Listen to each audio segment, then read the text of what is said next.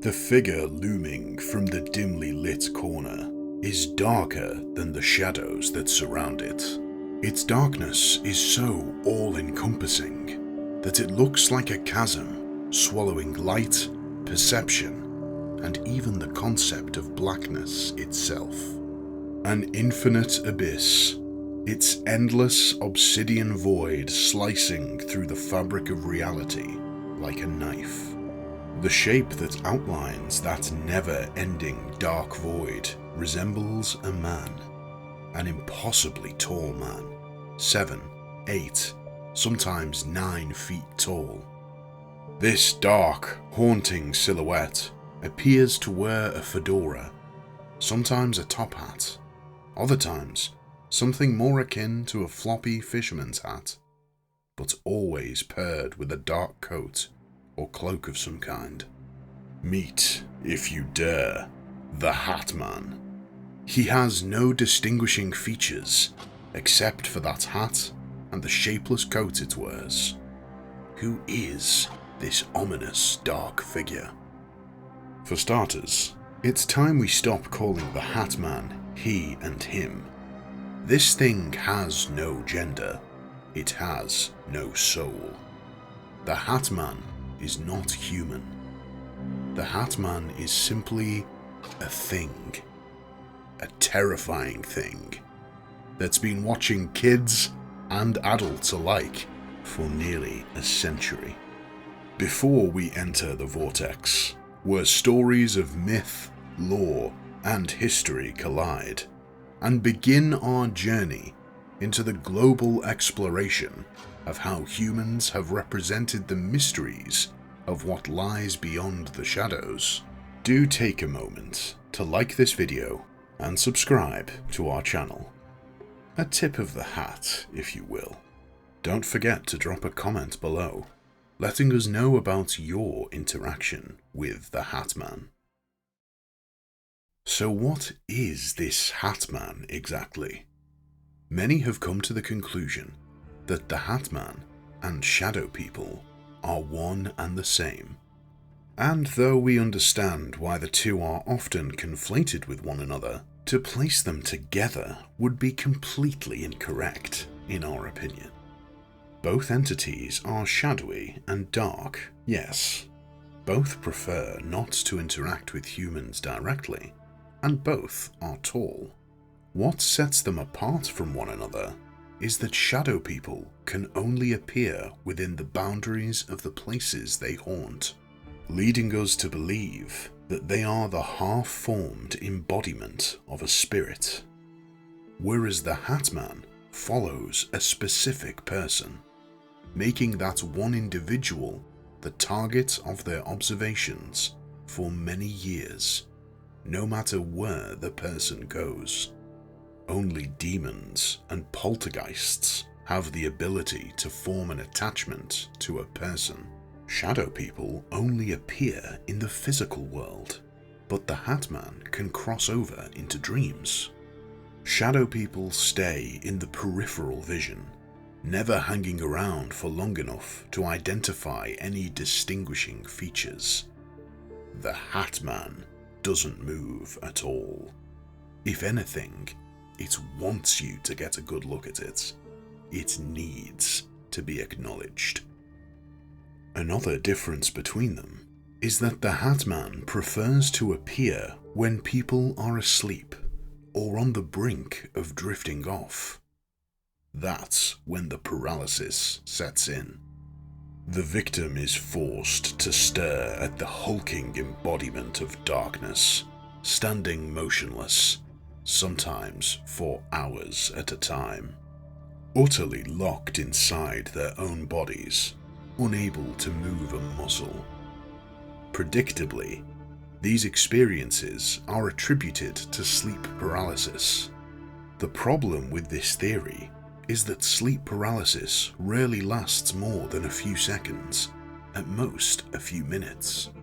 But when the HATMAN imprisons you in your own body, there's no time limit to how long the experience can last. Furthermore, The HATMAN isn't like the other sleep paralysis demons that sits on you, chokes you, or touches you at all. It just observes and feeds on the fear that emanates off of you. Enjoying this so far? Ready for more?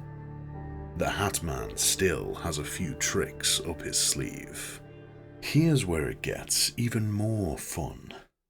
These sightings aren't just limited to sleep time experiences. Oh, not by a long shot.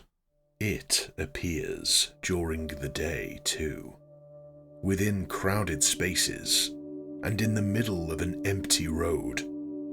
Maybe it's outside your window or waiting in the hallway as you come back from the bathroom. The HATMAN is everywhere. Shadow people have been around since oral traditions first started making an appearance, and they're some of the first instances of supernatural sightings that were recorded in written works, first appearing in Egyptian writings dating back to 300 BCE. Shadow people can be explained by pareidolia, the brain's tendency to form familiar patterns, like faces and objects, out of random stimuli that is too disjointed for our hyper-organized brains to accept. But the HATMAN falls out of the realm of pareidolia, simply because it hangs around for long periods of time. Nothing like the fleeting glitch that happens in the brain as it tries to create order from chaotic patterns. And the HATMAN isn't ancient like the shadow people at all. The first time it started appearing in written records was in the 1960s. Initially, psychologists and physicians became aware of the phenomena thanks to worried parents who brought their children to treat night terrors. For a good decade, doctors prescribed sleep aids, chalking the hallucinations off to overactive imaginations.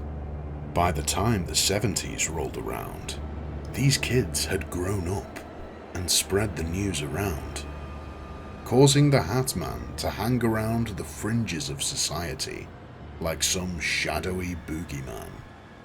In 2001, the phenomena that we now know as the HATMAN took a drastic turn. A man by the name of Timothy M. Brown launched a website called the HATMAN Project because he sought answers to a HATMAN sighting he'd experienced as a child in 1993. Brown hoped to find others like him who'd seen this thing, but nothing could have prepared him for the outpouring of accounts and sightings of people being haunted by this strange enigma. First hundreds, then thousands, then hundreds of thousands of accounts streamed in from around the world. These reports were so overwhelmingly numerous that the HATMAN Project morphed into a study called the Project, which collects data from various HATMAN sightings with the hopes of finding identifying patterns and answers.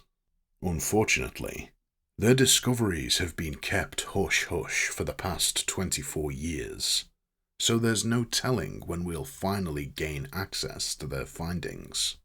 We have no choice but to wait, while more and more reports of the HATMAN continue to pile up.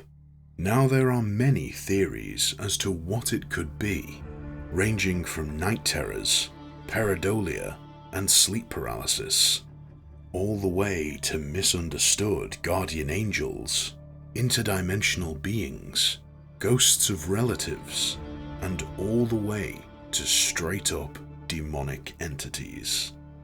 What we didn't mention before was that whilst the HATMAN generally likes to target children and young adults, it disappears into thin air when a person evokes the name of Jesus. So if you weren't convinced that the HATMAN was a demonic entity before, just let that last detail sink in. Or maybe the legion of shadow entities that haunt the earth are under the command of their archdemon, the HATMAN. Then there's the question of why it only appears after the 1960s.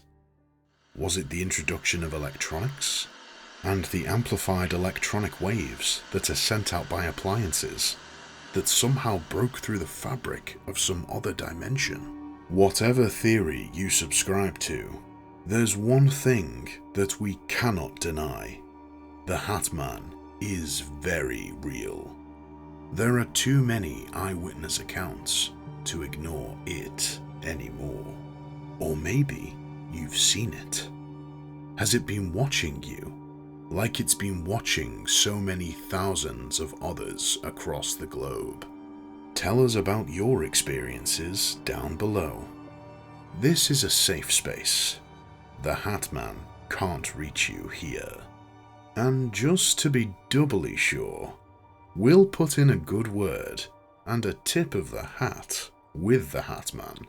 If you like this video, subscribe to the channel, and maybe even share this haunting story with your favorite friend. Until next time, sweet dreams.